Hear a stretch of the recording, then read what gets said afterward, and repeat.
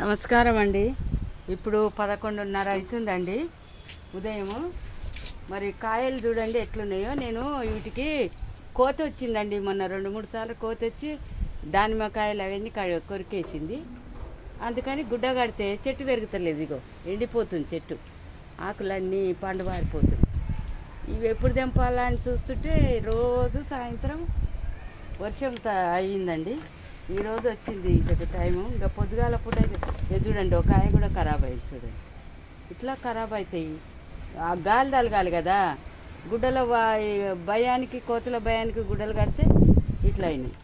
ఈ కాయలు చూడండి ఎంత బాగున్నాయో. రేగ్గాయలు. చిన్న చెట్టు అండి, చిన్న చెట్టు ఇన్ని కాయలు కాసింది.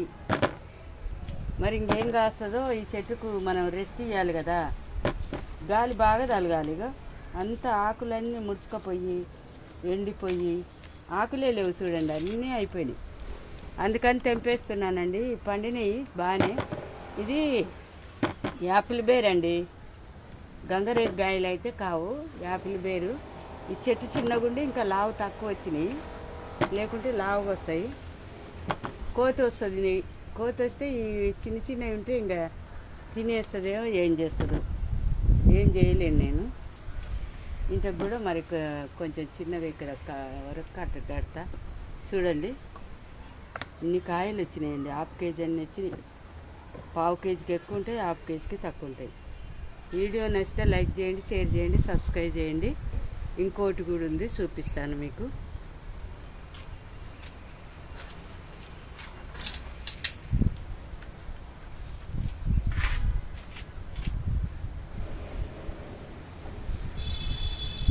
ఇన్ని కాయలు అయితే వచ్చినాయి మన చెట్టుకు. గంగరేగి చెట్టు, అన్ని చెట్టు ఇట్లా కాస్తే ఇంకేమన్నా ఉందా అండి మనకు? సంతోషం సంతోషం. మన తోటలో అన్ని చెట్లు కాయిపోయినా ఏదో ఒక చెట్టు కాసినా సంతోషం అండి. ఆ ఆశ కన్నా పెంచుకుంటాము. ఇక్కడ మామిడికాయలు ఉన్నాయి, అడవి మామిడికాయలు తెంపుకుంటాం.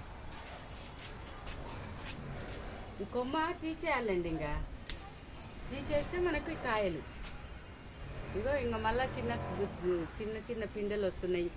పూత ఉంది దీనికి బాగానే. చూడండి పూత ఉంది, కాయలు వస్తున్నాయి. చూపిస్తాం. మనకు నీడ ఉందండి, నీడ ఉండి పూత కనబడుతుందో లేదో చూపిస్తాను మీకు.